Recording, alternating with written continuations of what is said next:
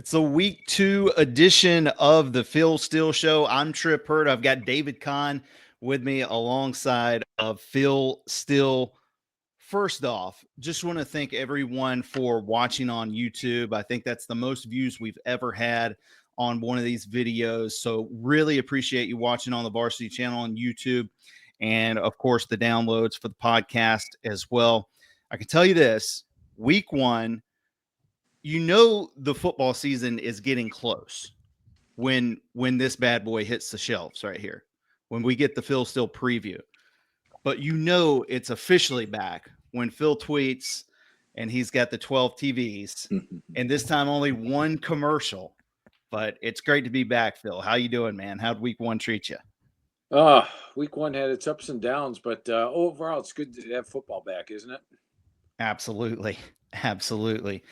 Can't beat it. Football is definitely back. David, you had to wait a little while this week, but Monday night delivered your lock of the week with TCU. I think I was on the wrong side of that one, so I might have to buy you lunch or something, but good start for you. Yeah, I'll take it. I don't know what the feeling was, but just thought with all the new players North Carolina had, TCU coming in with a veteran quarterback and a really, just veteran team overall, it felt like that was a recipe for disaster for North Carolina. I was certainly sweating it after the first drive. I mean, that engineered, technician-like drive from Gio Lopez and company, I said, oh, okay, I might be way wrong here. And then I was way right. So North Carolina certainly under siege right now after that week 1 performance. But, hey, we'll see how they do week 2. A little short road trip for them to the Charlotte 49ers. We'll certainly talk about that one a little bit later in the show. Got a bevy of games to talk about with Phil. Before that, though, do want to give a shout out to our sponsor, Home Field Apparel. Trip, they were in Tallahassee last weekend. They made home field magic happen. Upset of the weekend, FSU over number 8 Alabama. Not quite 38-3. All right, so you were close, but they still got it done. Congrats to your Noles. Congrats to Home Field Apparel for a successful weekend 1 at the Can't Miss Kickoff Tour presented by Modelo. Make sure you go check them out. 10 different cities throughout college football season. They're not going anywhere this weekend. Next weekend, though, they're in Philly. Week 3 of the college football season. They'll be in Philadelphia. So make sure you join them for giveaways, special guests, tailgating, watch parties, and more. They make thoughtful apparel, quality thoughtful apparel for more than 190 colleges and universities. And if you can't get to where they're going for the Can't Miss Kickoff Tour, you can check out their 2025 Platinum Football Boxes, stuffed with the latest gear for your favorite team, plus limited edition whiteout and blackout bomber jackets for 8 select schools. Use this code, PHIL15, PHIL15, for 15% off your first order at homefieldapparel.com today. Trip and I, there's some gear on the way, Trip. Home Field has hooked us up. Gear on the way. Thank you so much to Home Field, man. Those bomber jackets, that's next level stuff right there. Love it. You want to take us away to start the week off here, Dave? Yeah, let's get her going. Sliver of games on Friday. It was more spread out week 1, Phil, but now we dial in on a big Saturday. 4 games on Friday. Let's start with the first one. James Madison at Louisville, couple of 1-0 teams. Pretty hefty spread, though, for the Cardinals. 12.5 is the spread. 57.5 is the total. JMU, though, they've had luck against the ACC. They've won back-to-back games against the conference. Both of their wins, the highest scoring games in JMU history. They've hung 70 at North Carolina last year. Then they had that squeaker in Charlottesville 2 years ago. 36-35 against Virginia, and they're coming off a dominant win over Weber State in week 1, where they had an FBS era high 313 rushing yards. Of course, rushing game strong on the Louisville side as well. Isaac Brown, the ACC back of the week, after a couple of tutties and 21 yards per tote in week 1. How do you see this one playing out? I think it will be a high-scoring game. As you mentioned, Miller Moss is a quarterback that looked really good in the new offense. They, of course, have Isaac Brown at running back, so a lot of weapons there. It was great to see Alonzo Barnett return. There was question marks whether he was going to play this year at all. He and Sluka split the snaps. Both got a running touchdown. Both got a passing touchdown in the game. So it was good to see him back. JMU gets fired up for these games, and they're over a double-digit dog. I'm going to say it's a higher scoring game, and I'll take James Madison plus the points, keep it under the number. I think it'd be a fun game to watch. Game number 2 on Friday night, 9:00 kick. We've got Eastern Washington at Boise State. Boise, not a great look on opening weekend down there in South Florida. Really looking at this week to see how they're going to respond. You would think they're going to be angry. I mean, they've got to win out to have any kind of talk of college football playoff hopes. They lost 3 fumbles in that first game, failed to convert fourth down conversions, I think, on 3 different occasions. 28.5-point favorite this week at home against Eastern Washington. Do you have a lean on this one, Phil? And what do you think about Boise's chances? Like, what does that do for your perception of Boise after that week 1 game against South Florida? Yeah, it was a blowout loss, right? And that's what folks are looking at, is the final score. But when I watched the game, I thought Boise really was the better team through the mid third quarter. I thought after that fake punt, it started to unravel. When you turn the ball over 3 times, get stopped on downs 3 times, get a little desperate, turned into a 34-7 game. But prior to that, I thought Boise was the better team. So I think you're going to see a much different Boise team this week. Eastern Washington used to be an FCS powerhouse. They would always have big winning seasons, but they've been struggling as of late. Even last week, they lost to Incarnate Word. So I got to think Boise gets it right this week. Not going to overreact to that 34-7 score. I think if Boise played USF again, they'd probably be favored in that game as well. So I think Boise's going to be much better the rest of the year. I like Boise. Phil just mentioned the key phrase of week 1: don't overreact. Everyone loves to overreact after weekend 1. And yeah, Trip, I know you're ready to crown FSU the national champions. All right. So Phil just mentioned, guys, do not overreact to week 1. There's a lot of football left to be played. There's also a lot of football left to be played for 2 big time teams that took losses in high powered games in week 1. And that's where we'll start Saturday, Phil. Number 7, Texas, a heavy favorite against San Jose State at home, minus 36.5. Number 8, Clemson, 33.5 against Troy, both of them at home, coming off those tough ranked losses in week 1 to Ohio State and LSU. Both quarterbacks, Arch Manning, Cade Klubnik, did not look their best. So the question is, can both get right this week? We had a couple of comments on YouTube, and folks, thank you for commenting and contributing to the show. Please do more of that. We love to interact with you. Comment, go visit us, the Phil Steele Show on the Varsity channel on YouTube. This viewer by the name of Sensible Shoes, he's definitely wearing Hey Dudes, right, Trip? Like that's the sensible shoe. Yeah, that's what I figured. He says that Clemson is going to cover this massive spread, just like they did 2 years ago, Phil, against Charleston Southern. Clemson got beat by LSU by 21 in week 1, and then they cover the massive spread against Charleston Southern. So what do you think? Are both Texas and Clemson going to get right with big lines at home this week? Yeah, and for a couple of reasons. First of all, when you look at Clemson, well, that was the score 2 years ago, but how about last year? Last year, they're coming off a obliteration. Georgia just dominated them. It was 34-3, a horrible second half against Georgia. Clemson was at home against App State. And then Clemson put up 525 yards in the first half against App State last year. Led that thing 56-13. I think Cade Klubnik looks – I still think Clemson's got one of the best offenses in the country after being held down like they were last week. I think they explode against Troy. I definitely like Clemson minus the points. And I think the scholarship limitations will limit the amount of walk-ons that Coach Sweeney can put in the second half. So I like Clemson big in that. And then I've always said when you have a young quarterback and a young offensive line, your worst game is your first road start. And even though Texas lost that game 14-7, they actually outgained Ohio State 336-200. So they had a large yardage edge. They had the first down edge in the game. They just got stopped on downs and some key plays went against them. But now Arch Manning's back in his wheelhouse. He's at home. And remember last year, he was the quarterback when they played UTSA and beat them 56-7 at home. And then ULM when they beat them 51-3. So I think back in the wheelhouse, off a loss. I like both teams this week to put up big numbers offensively. And I like for both defenses to play extremely well. And I think both teams cover. Wallace Wade Stadium, home to one of the best games anywhere in the country on Saturday at noon, with Duke hosting number 11 Illinois. Took a while for the Blue Devils to get going against Elon in week 1, but Darian Mensah, he came back in the second half, went 11 for 11. The route was on.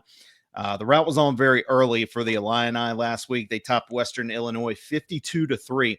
One nugget from that game that I thought was pretty cool: Hank Beatty had 133 yards on punt returns. I don't know if you guys heard about this. He had a 69-yard return that went for a score, but that broke their record of punt return yardage, which was 125 yards, previously set 102 years ago by Red Grange. I thought that was a pretty cool nugget. This is a very tight line here, Phil. I've got right now Illinois by 3.5 is the latest that I've seen. Do you have a side here? Yeah, I saw 3. It was pretty much 3 across the board. I saw a couple of 2.5s as well. I like Illinois. I think they're a legitimate playoff contending team this year. Last year they finished 10-3. I think this year's team is probably 7 points better than last year's team. They're a much more veteran team. I like the Lowry-Fegan combination of running back, Luke Altmaier, QB. The defense is loaded with studs. Now, Duke is a very good team, but I will go back to last year. They did not defeat a single Power 5 team to finish with a winning record last year. Illinois will finish with a winning record this year, so that'll be an interesting test. Love the defense for Duke. Love what Mensa did last week. As you mentioned, slow start, but really came on, hit 80% of his passes. So Duke is, I think, Duke's better than they were last year. Illinois is 7 points better than they were last year. I think Illinois goes on the road and gets the win. I'll lay the 3 points here. All right, road favorite Illinois going to Durham to possibly get a win over the Blue Devils. Phil, staying in the noon window, rivalry renewed. First meeting since 2016 in the state of Texas. Baylor at number 17, SMU. Right now, very tight line. SMU favored by 2.5. The total 64.5. Baylor coming off that season opening loss at home to Auburn. Their defense was pitiful. They allowed 300+ rushing yards and 4 touchdowns to Auburn. Sawyer Robertson, though, did have a good game. 419 through the air, 3 touchdowns. SMU, though, they've got that dual threat quarterback in Kevin Jennings Jr., 3 total touchdowns in week 1. The Baylor offense really took some time to get going, and if they take some time to get going against SMU, that score's going to balloon very quickly before halftime. Though SMU, they have had some rough luck against the Bears. They've lost 13 straight to Baylor, dating all the way back to 1986. Where's this one going, Phil? SMU or Baylor? You have a thought here? I'm probably going to lean with the over. I think both teams are going to be able to move the ball in this. It caught me by surprise that Aranda said he was going for it on 4th down so much last week because he was trying to protect his defense, and that surprised me. Baylor actually had it going early against Auburn. In fact, you look at the first 2 drives of the game, they took both of them deep into Auburn territory, just came up with 3 points, a field goal, and the stop down downs.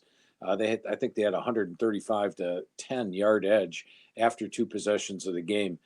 Sawyer Robertson, as you mentioned, nearly threw for 400 yards. So I think over might be your best play here. I'm still want to learn a little bit more about both teams. Baylor was disappointing last week. SMU was actually disappointing against East Texas A&M. Should have won by a bigger margin. So I think it'll be a really good game. I'm torn on the side, so I'll go with the over in this one. Yeah, I love points. Phil says 29 points is not enough for SMU in week 1. Not enough. Well, I think he's onto something there with the over. I mean, Jennings and Robertson at quarterback. That should be a great show, fun game to watch. It's another good game to watch, but probably a few less points. It's Cyhawk time again Saturday in Ames, Iowa. We've got ISU hosting Iowa. Rocco Becht, he's looked the part in the first 2 games. I'll go ahead and raise my hand. I was on South Dakota last week. I thought it was a great spot. It didn't work out. Cyclones rolled in that one. But in this matchup, the home team has not won since all the way back in 2018. That includes, the Brock Purdy years for Iowa State. They haven't been able to win against Iowa in Ames. Cyclones favored by 2.5. The total, is it 3.5 now? 3.5. Yep. Okay. The total, which, I love some Iowa unders, which helped me out last week, 41.5 here. Phil, what do you like in this one? Yeah, Trip is right in your wheelhouse. I'm going to go with under in an Iowa game. And you look at the series history, it is amazing. Do you guys have that thing where you can see what's on my screen? Yes. We can do that. Let me pull that up for you real quick. Here we go, Phil. There's your screen. Iowa State. And then what we're going to take a look at here is this series history and see if this pops up. Hopefully it does. There we go. Take a look here at the over-unders in this series. That is 17 unders and 3 overs. And last year, this game went over barely. I mean, they got Iowa State got that long touchdown pass when down by 7 to get back in the game, and then scored a late score to put it over the spread. But 17 unders, and what happens is both teams play tight. It's a big game they got going on, and look at Iowa's yards. Iowa hasn't topped 313 yards in this series in 4 years. Over here, if you look at it, in 6 years, they haven't topped 323 yards. So both teams are going to play tight. Both teams know that it's the team that makes the fewest amount of mistakes that's going to win. The series has gone 17-3 to the under. Frankly, I'm surprised the number's in the 40s. I know Iowa State has been putting up points some offensively this year, but every time I watch this game, it goes under the total. So I'm going under in the Iowa State game. Death taxes and Iowa unders. It's a fact of life, Phil. You got to love it. All right, let's go up north to Syracuse. Big rematch from last year. Yukon and Syracuse once again at the JMA Wireless Dome. Yukon coming off a demolition of Central Connecticut State at home, 59-13 in week 1. A school record 638 total yards. Joe Fagnano, their quarterback, very solid day, 260 and 3 touchdowns through the air. Cam Edwards, nothing new for him. Another 100-yard rushing game. Syracuse fell to Tennessee like you thought they would, Phil, in Atlanta, 46-25. Yassine Willis, 3 rushing scores. Though one of 7 FBS players to do that in week 1 for Syracuse. He had 23 carries, 91 rush yards. Important to note here, Syracuse is 3-0 in games following a loss in Fran Brown's career. These two played last season, as I mentioned. That was the Kyle McCord legacy game, 470 yards, 2 touchdowns in the 31-24 thriller for Syracuse to win over Yukon. Any chance the Huskies can get it this time in Syracuse? The Orange are laying 6.5 at home right now.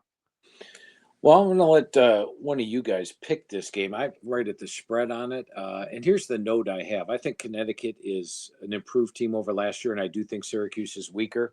But when I talked to Coach Mora and we were going over the previous season, he did say that he thought Syracuse was the much more talented team when those two played. Now, if you look at the final score, it ended up close at the end because Connecticut got a late touchdown to only lose the game by 7. I'd referred to Coach Moore and said, well, there's a close loss. And he goes, no, not really. Syracuse was a lot better than we were. So that would concern me because Syracuse is at home off a loss. And even though they're weaker than last year's squad and Connecticut's better, if I was a lines maker, I'd put this thing at 6.5, 7. So do one of you two have a strong play on this? David, you got anything? I'm gonna let you take this one, Trip. I don't have a good feel on this one. My heart says Yukon plus 6.5, but that's the heart. Sometimes you got to pick with your head, and I don't know that I trust it. I would take Yukon in the points here. I think Yukon's a live dog.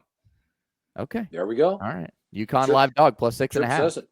Yeah, he is the lock doctor, Phil. A lot of conviction there too, huh? We've got a really good ACC matchup in Raleigh this week, except for apparently it's not an official ACC game between NC State and Virginia.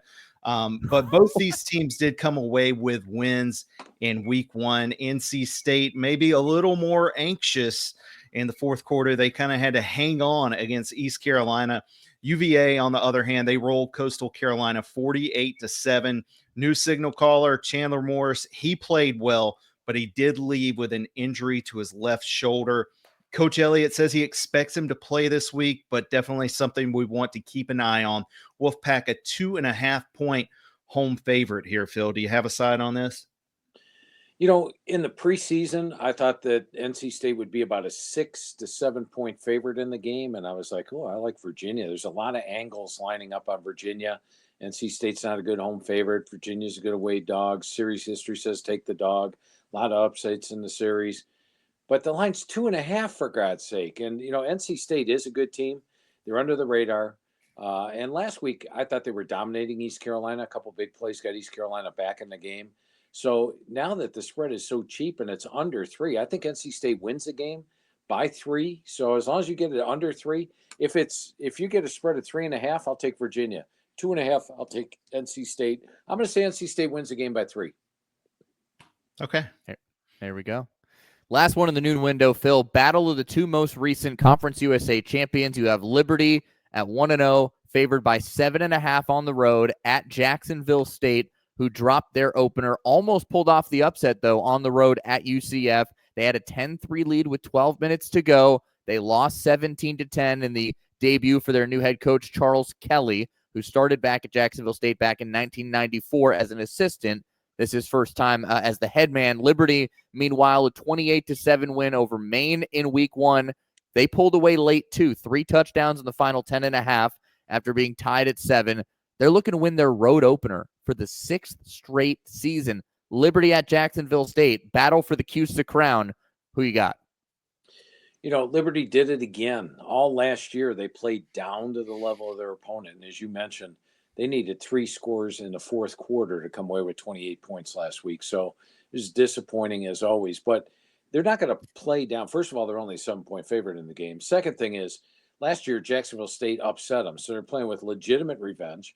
Jacksonville State had the better record than they did last year. So they're not going to say, oh, well, we're playing just Jacksonville State. And I think Liberty can handle the road thing. I think they are the much better team. I believe Liberty is the best team in CUSA. Jacksonville State, in my mind, is going through a rebuilding year. Yes, they played well against UCF, but UCF is another rebuilding team. Both those teams have massive amount of transfers coming in, brand new rosters, brand new coaches, and that's why that game was close. Liberty's a different animal in that respect. I got to take Liberty on the road in this one. If you like revenge games, I've got one for you. Last season, Lane Kiffin had Ole Miss rolling, 4-0 start. They had outscored their opponents 220-20. Then they lost at home in their SEC opener to Kentucky as a 15.5-point favorite. It's going to be a 3:30 kick this year. This time in Lexington at Kroger Field, the Rebels are laying 10.5. I think I may have seen a 9.5 out there this morning. Yep. On the road against the Wildcats, who struggled as we figured they might in week 1 against Toledo. Phil, I love the revenge factor here, but UK does always seem to play Ole Miss very tough. Is there a side you like on this one? Yeah, I think the last 3 have all been decided by 3 or less. And, I thought Kentucky played a really good game against Toledo. Toledo is one of the top group of 5 teams in the country. Toledo actually was ahead of the spread a couple times in that game. I like the way that Dowdell and McGowan ran the ball. Zach Calzada, he had a little bit to do at quarterback. He was inaccurate in my mind. He had just 10 of 23 passes. Looked shaky at times as well. But Kentucky usually gets fired up for these home games. Now, they have lost home games big, like South Carolina last year. They lost 31-6. Auburn, they lost 24-10. So they can lose big. And Austin Simmons is going to be an exciting QB this year.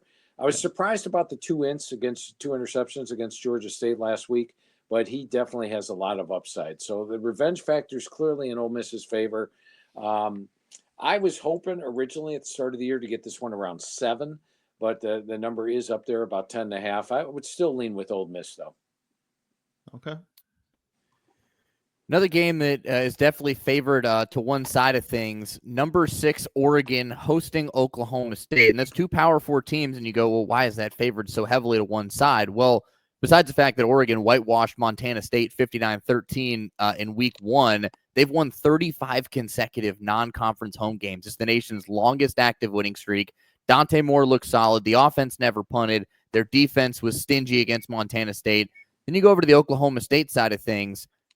They lost their starting quarterback, Haas Haney, injured in week 1 in the first quarter. He suffered a Jones fracture, which is a broken bone in your foot. So he's out multiple weeks. So now it's up to Zane Flores, who just made his first career outing at Oklahoma State last week, 136 yards, 13 of 20 in the 20-point win over UT Martin.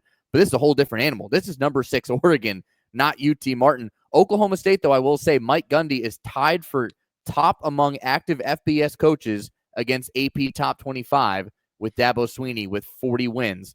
Can Oklahoma State overcome a lofty 29.5-point spread on the road at Autzen Stadium, especially with a brand new quarterback in Zane Flores, Phil? Well, let's keep in mind the quarterback they lost was a brand new quarterback as well. Haas Hedgney was a guy that was in a battle with Flores the entire fall. Who's going to win the job? Who's going to win the job? I will say that Hedgney did lead 2 scores early in the first quarter in that game and looked good. And then Flores only led 2 scores in the final 3 quarters of the game. So didn't look as good. But, it's not like they're losing the starting quarterback. They're losing a guy that hadn't started either. So Oklahoma State's got so many transfers. And the thing I don't like is that they brought in like 25 guys after spring practice was over. That tells me, A, you're unhappy with the team, and B, how quickly do you get these guys together? And while they were lackluster against UT Martin, they're now taking on one of the best teams in the country. And Dante Moore didn't impress me at UCLA. He was a true freshman quarterback, started at UCLA, lost his job, got his job back, sort of was average. But he has all the tools you want. And now he sat in a year learning the offense, and he looked like the guy he was expected to be coming out of high school last week, granted against Montana State. But here's the thing. Montana State was undefeated in FCS last year. They were one of the best teams in FCS, so that was not a chop liver team they were taking on last week, and they still throttled them 59-13. In fact, Montana State quarterback was a Stanford transfer, Justin Lamson. So that's still a good team. I think Oregon is loaded this year. Dante Moore is loaded, and there's a couple of coaches' comments going on there. Gundy said, Oregon's got a lot more money than we do. We probably shouldn't even be playing them. And then Lanning came back at him and said, well, you had a lot more money than UT Martin had. You played them last week and sort of struggled. So I think that may add a little fuel to the fire. And Autzen Stadium is one of the best home fields in the country. I'm going to lay the points with Oregon State here. Coming into last year, Lanning was 9-1 as a 20-plus favorite. Struggled a little bit in that role last year, but I don't expect him to this year. Phil, you bring up a great point about Montana State. They led the FBS, not just FCS, FBS in rushing yards last year with 4,179 rushing yards. You know what Oregon's defense held them to? 46. That's how stingy the Oregon defense is. Very nice. Good point, David. Hoss Hedgney, I think I'm going to have to add that to my list of the best names in college football. That is right now. I've got Wade Woodaz, Sonny Styles, and Hoss Hedgney. Those are awesome. I think those are my top 3. I love it. Those are just great college football names. Moving along here, we've got an old Big 12 matchup. Kansas and Missouri is on the slate this week. Both teams looking to make it 2-0 on the season. I saw they haven't played since 2011. I didn't think that could be right. I mean, growing up, especially in basketball, this is one of the best rivalries in all of college sports. They're playing in Como this week. Tigers are laying 6.5 at home. But Phil, Jayhawk quarterback Jalen Daniels, he's been cooking in the first 2 games. I mean, I know last week it was against Wagner, but they've looked really good. I'm excited for this one, Phil. Yeah, and, you speak of rivalries. I always lean with the rivalry dog. And this is a series where the dog is dominated. They're 10-5 against the spread. How about this? The last 13 times these two have met up, there's been 8 upsets. And I believe the last 2 times, Kansas was really bad. Missouri blew them out. There was no chance of an upset. So that's really when the 2 teams have been good, 8 upsets in 11 meetings. So I like that factor. It is a legitimate rivalry. I also like the fact, we all know Missouri's got a good defense. You wondered a little bit about Kansas's. Now, Kansas held Fresno in the opener to 216 yards.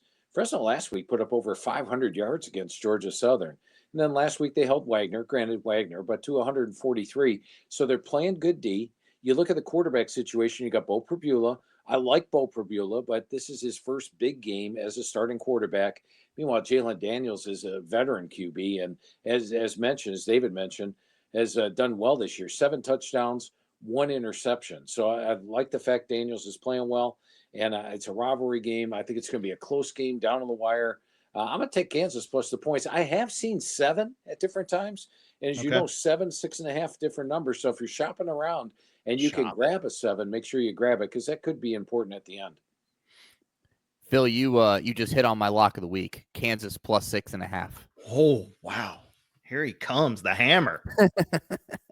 There it is. Kansas plus 6.5. I'm right in agreement with you, Phil, on that one. Love the rivalry, the dog in this one. Give me Kansas as a live dog plus 6.5. Lock that one in right now. Staying in the 3:30 window. You just mentioned them, Fresno State. They're on the road at Oregon State, who got embarrassed, frankly, at home by Cal, 34-21. 15 last week. Malik Murphy, just 244 yards, no touchdowns through the air, a pick. He did have a rushing score. Trent Bray, he added the defensive coordinator role to his title. He's, in addition to being the head coach, not a good look in his return to controlling the defense in game one. I will give Oregon State the benefit of the doubt offensively. It looked really good on third down defensively against Cal, holding them to 2 for 13. But Fresno State, like you mentioned, they're coming off a blowout win of Georgia Southern, 42-14. They had 351 rushing yards, their most since 2014. 5 of their 6 rushing, or all 6 of their touchdowns have been on the ground this year. What do you think here, Phil? Fresno State coming to probably a ticked-off Oregon State team now trying to defend home in week 2. Yeah, and last week, Oregon State was taking on a freshman quarterback in Sagapalatelli, who is actually one of the top high school recruits. Everybody really liked this guy. He sure looked like it last week. He did.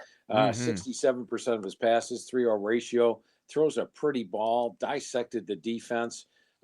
This kid's going to be dangerous this year. I may have underrated Cal in the magazine. They had lost a lot of players after the spring, and I'm thinking, towards the end of the season, they maybe Wilcox is on the hot seat. Maybe they let him go. So I put them lower in the rankings. But remember, at one point last year, Cal was, I believe, 4-3 or 3-4, and they could have been 7-0. They were basically 3 or 4 plays away from being 7-0. So I may have underrated Cal, and I think you're going to see a different Oregon State team this week. Now, I will say this. Last week, I thought Bray made a couple of mistakes. You look at the first drive of the game. They had 12 men on the field on a punt. They forced a 3-and-out. 12 men on the field, gives them the ball back, or Cal goes down and scores. Then in the second half, he gets a touchdown to pull within 14. It would have been 14, and he kicked the extra point. He went for 2, missed it. And then the next extra point, he wasted a timeout, down 14 points. It's a couple of coaching decisions I didn't like. However, prior to the year, I had this thing at Oregon State minus 17.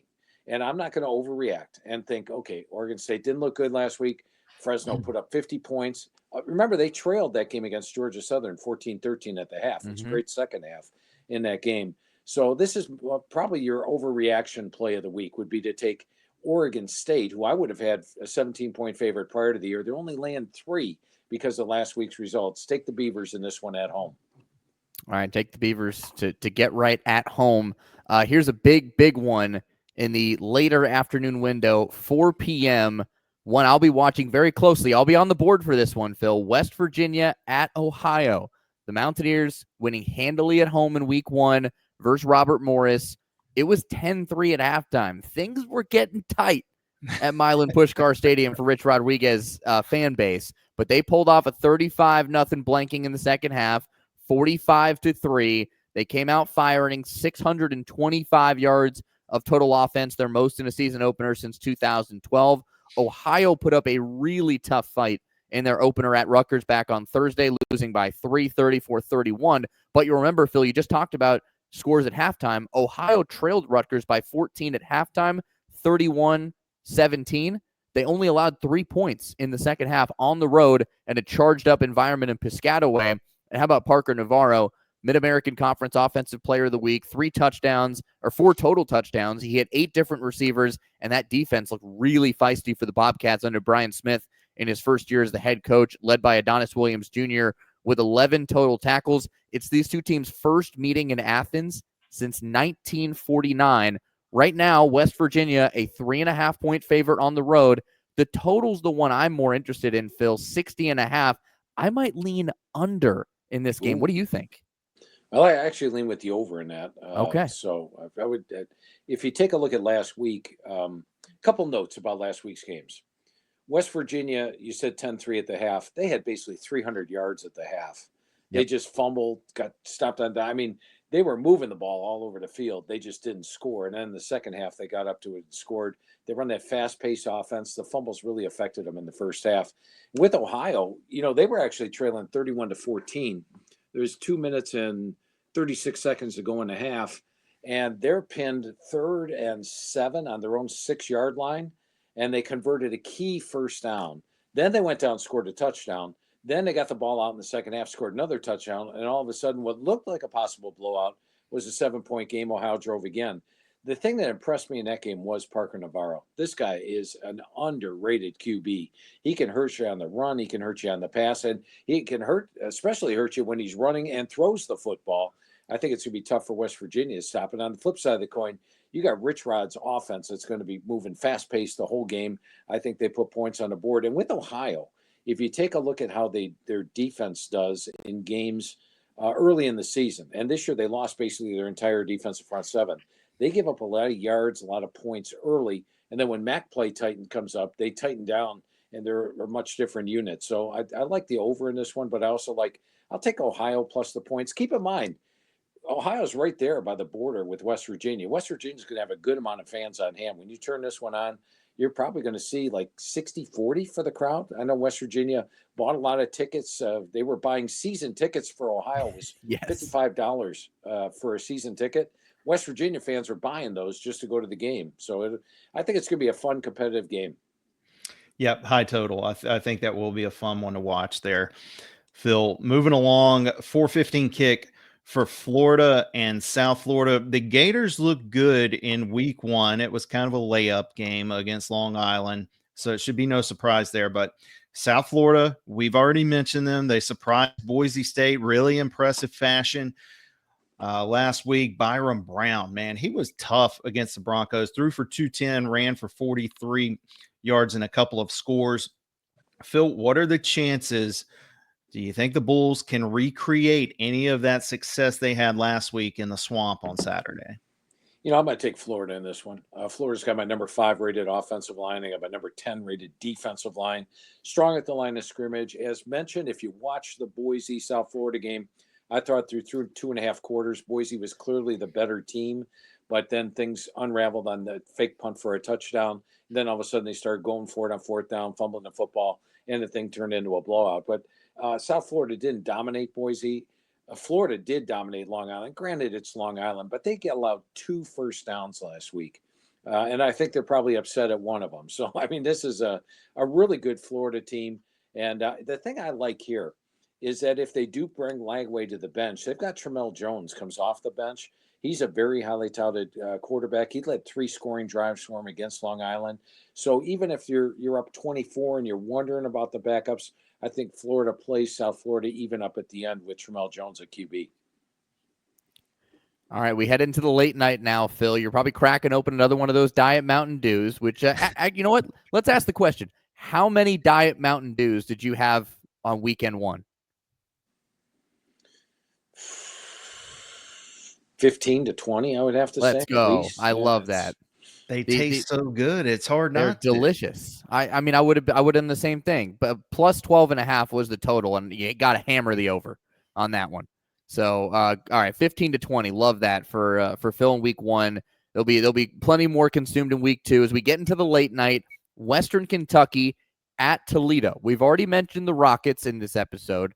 They lost by 8 at Kentucky in week one, made it a 1-score game with 2 minutes to go. Couldn't get that onside kickback, but they outgained Kentucky by 24 yards, and they forced 2 turnovers. Tucker Gleason looked really solid. Emmanuel McNeil-Warren flew all over the field on defense. You look at Western Kentucky, they crushed North Alabama 55-6 to move to 2-0 in the season. Their quarterback, Maverick McIver, back-to-back CUSA Offensive Player of the Week. He has 8 touchdowns, which leads the nation in passing touchdowns. He also leads them in yards and points responsible for.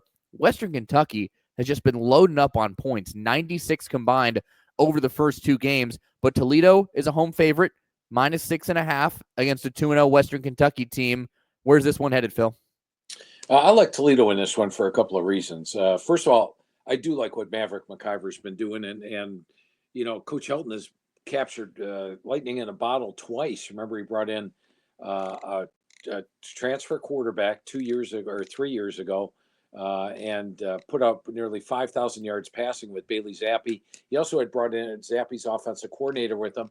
Did the same thing this year, brought over the offensive coordinator and quarterback, and McIver's really rolling. But they played Sam Houston State, a completely rebuilt team in the opener, and they played a lower FCS team in North Alabama, and then put up these yards and points. Now, Toledo last year was coming off a big win over Mississippi State, huge win. Everybody patting them on the back. They go to Western Kentucky, a tough place to play.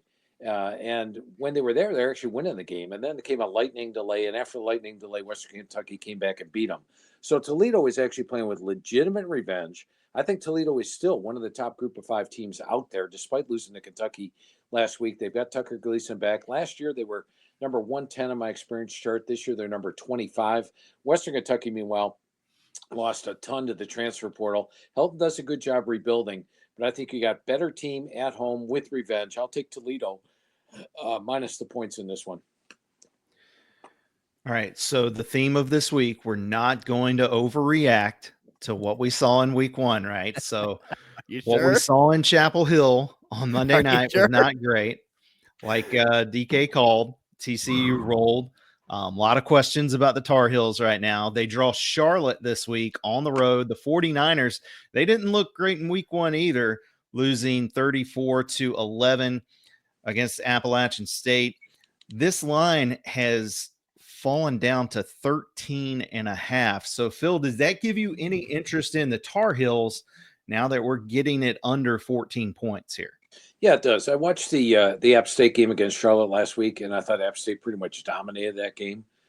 So you look at Charlotte; it wasn't a great situation for Coach Albin. They, Biff had brought in so many transfers and over 2 years, and he had practically a brand new team. Now North Carolina has 70 new players coming in, but they've got a higher budget, so I mean they're probably bringing in bigger names. I like the way they looked on the first series. I like the way Max Johnson came in and played at the end. He had 9 of 11.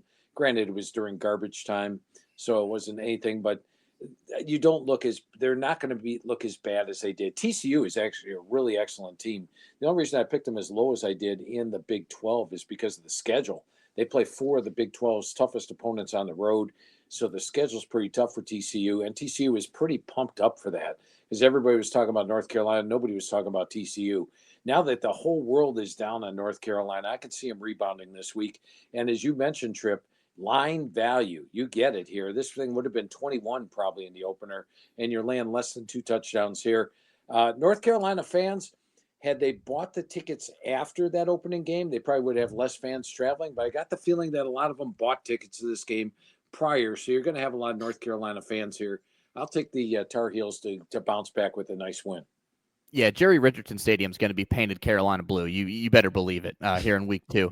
One that's going to be painted mostly purple and gold, but there might be some blue and red speckling through Death Valley. Number 3 LSU hosting Louisiana Tech. And guys, I wouldn't be right if we didn't have some help to set us up for this game. So here we go. All right. Gaines is back. All right. Play-by-play voice of Louisiana Tech, Kyle Schasberger, is going to help us talk this one through. From Kyle directly, Louisiana Tech 1-20 all time against LSU. They won the second of 2 games in 1904 in Ruston, 6-0. Each of the last 2 times that Louisiana Tech has played LSU, it was a 1-score game in the fourth quarter. 2018 was the last time they played. Also, he says not to forget NIU plus 28 at Notre Dame last year. We know what happened. Then there was Troy at LSU in 2017, 21-point dog. We know what happened there. The spread, 37.5, the largest for Louisiana Tech since the 2014 opener at Oklahoma. LSU favored big. Phil, will Kyle Schasberger have anything good to talk about this weekend in Death Valley? Gaines. I think Tech is going to put a game up here, and the main reason is you talk about the massive sandwich game for LSU, and rarely does a head coach talk about game 1. We must win game 1. We must win game 1. We must win game 1. And that's what Brian Kelly did prior to Clemson. Well, guess what? He got his win. And next week they play Florida, for God's sake. Yeah. And who are we playing this week? We're playing Louisiana Tech. Can you imagine? This is a C game for LSU. And now, talent-wise, I think LSU, if it was LSU's A game versus Louisiana Tech's A game, especially after Tech was a little disappointing last week, only winning by 24-0 like they did. I thought they should have put up more offense against SEL than they did. But you talk about a C game for LSU. You talk about a fired up Louisiana Tech because it's a rivalry game, state rival, all that. I'll take the points in this one with Louisiana Tech, just knowing that LSU's got Florida on deck coming off a massive must-win game at Clemson. I will mention, Phil, I did try to get Kyle to come on live and give us this information, but he was too busy. So next best thing, right? Cut out of his face and a text from Kyle. By the way, Kyle, hi, how you doing? And glad your Louisiana Tech team's going to do well this year. Yeah, thanks, Phil. Hopefully the dogs are barking for Kyle this weekend. We'll see. That's a chunky spread there. So we'll see if Louisiana Tech can hang around. The game that I think everybody will be watching on Saturday night. All eyes on Norman, Oklahoma, 7:30 kick. I think this is the best game on the slate this week. Michigan at Oklahoma. Bryce Underwood got a start under his belt, but this is going to be a whole new level of test for him and the Wolverines. I actually watched every throw he made from the game last night. I went back and watched some tape on Underwood because I didn't get to see the game live. Boy, that kid has a cannon for an arm. I mean, just an absolute cannon. I thought in the second half had a lot more touch on some of the passes. But for me, it looked like he was trying to force a little bit too much. That was against New Mexico State. If he throws the football into that much traffic, I think he's going to have some issues in Norman on Saturday night. And I've been on that John Mateer hype train for a while now. I like the Sooners in this one, Phil. How do you see it playing out? Yeah, I agree with you. I like Oklahoma here. As you know, they're my number one surprise team. Mateer nearly threw for 400 yards last week. And to me, a key is going to be, I say it all the time, first-year starting quarterbacks struggle in their first road start. And that's what we're dealing with here. And he's going against a Brett Venables defense, where last year they held opponents to 87 yards per game below their season average. They got 8 starters back, one of the best defensive lines in the country. So ask Arch Manning about first road starts, how that works. I think what we're going to see here is Oklahoma win this one.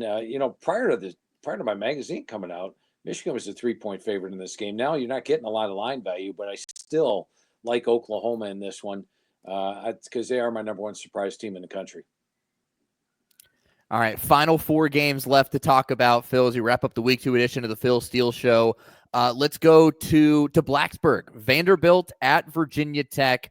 This game was such a thriller last year in Nashville to open the season. Vanderbilt getting the Hokies in overtime, 34-27. That was Diego Pavia's first game at quarterback for Vanderbilt. Now he's an institution in Nashville, and he dominated last week for Vanderbilt in the first half. They won 45-3 against Charleston Southern. Diego Pavia, 3 touchdowns, 275 yards.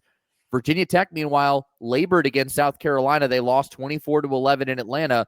I will bring up the fact that Brent Pry is 3-0 in home openers at Virginia Tech, and the Hokies have won 9 consecutive home openers dating back to 2016. But it's a very razor-sharp line, Phil. Just 1.5 the Hokies are laying at home at a juiced-up Lane Stadium and a low total, 47.5. Where's this one headed in your eyes? I like Virginia Tech in this one. You go back to last year's game, VT had a lot of preseason hype. Go into Vanderbilt, they expect to win, and then all of a sudden they have a game on. And, they were down 17-3 at the half, but then they turned it on, and they were winning, and then Vanderbilt came back, forced overtime, and beat them. Now they're at home. It's Enter Sandman, and I got to give you a little tidbit here. If I'm ever trying to work through the evening and you're getting tired or something, when I get fired up, I'll put Enter Sandman on. Virginia Tech. Right. That's the best entrance in college football. It gets me fired up, and then I'm right back. I'm able to work those 16, 17-hour work days. Now, Vandy is dangerous with Pavia, but once again, Virginia Tech at home, on guard for this, and I still think they're the better team. And against South Carolina last week, I mean, if it wasn't for the punt return touchdown and then the deep pass, the 70-yard pass, they actually played really good against South Carolina. So I'm going to take Virginia Tech at home in this one. I'm very happy the spread is only 1. They just basically have to win the game. 16, 17-hour day. I didn't even know days were that long, Phil. I didn't know they had that many hours. Now the turnovers. Oh, that could have been such a different game for Virginia Tech if not for the turnovers last week against South Carolina. They could have been right there.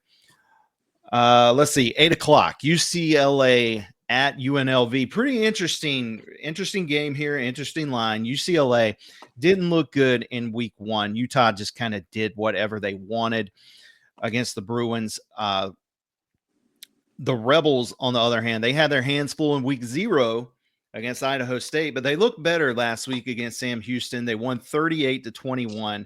They gave up a late TD to make that score a little bit closer than it was. I thought Calandria looked pretty good. He was 19 of 23 through the air, had 2 touchdowns and a pick. I mean, you have to think, though, after that week 1 performance for UCLA, Deshaun Foster's got to have the Bruins motivated this week. But, geez, I mean, it's hard to trust him right now, Phil. What do you like in this one? Well, let's keep in mind that Utah has one of the best offensive lines in the country, one of the best defenses in the country. They have Devin Dampier added at quarterback. This Utah team, to me, looks like the best team in the Big 12. And they also had a large amount of fans there in the Rose Bowl for that one. When you look at UCLA, I'm going to call this an overreaction game as well. You know, UNLV, I think, had one of those overreaction games where they didn't look good against Idaho State. The spread dropped under – it was single digits last week against Sam Houston. Sam Houston's a completely rebuilt team. UNLV's a Mountain West contender, and it showed during the game. Well, I think UNLV's a rebuilt team as well. UCLA's got a little more veteran squad, and after last week's performance, everybody's down on UCLA. I see UCLA going on the road and getting the win here. I think it's one of those where the line is 2.5 because of last week's results, and I'll call for UCLA to turn it around and look a lot better this week. Phil, just watching that Utah-UCLA game last weekend, all I did was gulp when I watched Devin Dampier go all over the field because Utah is coming to Morgantown week 4 to play West Virginia, and I don't like the look to that one right now if you're a Mountaineer fan because, man, Utah looks really, really good. I'm right with you. I think they are an absolute legitimate contender to win the Big 12 and get to the college football playoff. All right, late night time. It's time to chase, boys. 2 games to go. San Diego State at Washington State is where we head to the Palouse next. Again, another very, very close line. 1.5 Washington State favored at home. San Diego State coming off a blanking of Stony Brook, 42-0 in the opener. They outgained them by nearly 400 yards. Their transfer quarterback, Jaden Denegal from Michigan, serviceable day, 13-25, 207 and a touchdown. Washington State barely squeaked by Idaho, though, 13-10. In week 1, thanks to a 32-yard field goal with 3 seconds to go by redshirt freshman Jax Stevens. Got that first win for new head coach Jimmy Rogers, who came over from South Dakota State. Phil, late night time, you might need this one to make up for a rough day. Where's this going? Yeah, I'm going to leave with San Diego State here. I think it's year 2 for Sean Lewis, and he's bringing his Aztec fast offense with him. The offense was not great last year, but as you mentioned, he's got Denegal now. Lucky Sutton at running back. And defensively, they played really well. I think their defense is going to be strong. And he had good defenses as well back when he was back in the MAC. And Washington State, new head coach, a lot of transfers coming in. I think it's going to take them time. So I'm going to lean with San Diego State in this one. All right, 1 game left on the docket here to talk about. We've got a late night 10:15 kick for Stanford on the road at BYU. Stanford actually had the week off last week after their week 0 loss at Hawaii. BYU got things kicked off with a 69-0 win over Portland State. The Cougars ran for about, I don't even think they were keeping up with yards anymore. It was more miles of how much rushing offense BYU had in that game. The latest line I see right now is 20.5 that the Cougars are laying at home. Phil, do you have a side here? Yeah, I'm going to lean with Stanford. I think when you look at Stanford, they're an underrated team. They feel they're underrated. They're off a loss to Hawaii, but I didn't think they played bad against Hawaii. I thought they played a decent game. And so nobody's talking about them. They were a bad team last year, and I think they're under the weeds. And then when you look at BYU, I had mentioned that I don't think BYU's got any loss to quarterback. I think Hank Bachmeier is going to come in and match Retzlaff's stats from last year, which was just 57% with a 19-12 ratio. They're a really good team, but I think that the spread's just a little too high here. I would have made it 14-17. Now it's heading towards 3 touchdowns. I'll take Stanford plus the points in this one. All right, sounds good. So that's I think the theme of the week. Let's don't overreact to week one. Let's try to make some logical picks here. And Phil, I guess it's that time of the show. You want to give us your top 3 plays of the week? Yeah, the 3 plays for the show this week, we're going to use North Carolina, especially laying less than 2 touchdowns. I think they bounce back and look good. I am going to use Oregon. I think they lay it on Oregon State this week, and Dan Lanning's not the guy that lets up. And then I'm going to use one we didn't talk about, and that's New Mexico State. They're plus 5 at home against Tulsa. I think New Mexico State should be favored in this game. It's the second year for New Mexico State and Coach Sanchez. It's the first year for Tulsa. Tulsa did get a win last week, but they're practically a brand new team making their first road start. I'm taking New Mexico State plus the 5. They should be favored in that game. I like that pick, Phil. I like that defense for New Mexico State there. I think they'll give Tulsa some problems. Now, it's time to wrap things up, but from the 19 messages I have on my chat here that he wants to make some picks, sounds like David Kahn wants to drop some knowledge on us here. What do you got, Hammer? I sent one message, first of all. I already gave you my lock of the week, right in lockstep with Phil, Kansas plus 6.5. I got 4 others for you, Trip. Okay, we're starting early. We're taking Friday action, all right? Because you got to have action every night of the week, as Rod Stradamus would say. Sure. James Madison plus 12.5. Give it to me right with Phil at Louisville. I like the Dukes here to cover that lofty Stephen spread. Hartzels. The fighting Stephen Hartzels. That right? We'll show some love to our boy. I will say Phil changed my mind on my 3rd pick. Okay. I originally wanted to go under for the West Virginia-Ohio game. I'm going to join Phil on the over here, 60.5. I like the logic he presented, and I'm here to see sound evidence. I've swapped that to the over. So there's pick number 3. Those are all right in line with Phil. The other 2, I will say, I'm going against the grain here, against the Godfather, and I'm going to pay for it. But these are 2 teams that I just have been low on all year in Virginia Tech and UCLA. So I'm going Vanderbilt plus 1.5 to end the home opener streak against the Hokies. Okay. And then I'm going UNLV plus 2.5 at home against UCLA. I am overreacting to UCLA. I admit it fully, but I'm not high on them. Nico didn't look great. I'm going with UNLV. I mean, that's 5 picks. You don't want to go. We're one short of a 6-pack here. Nope. I went 1 the first week, 3 last week. We're going up to 5 this week.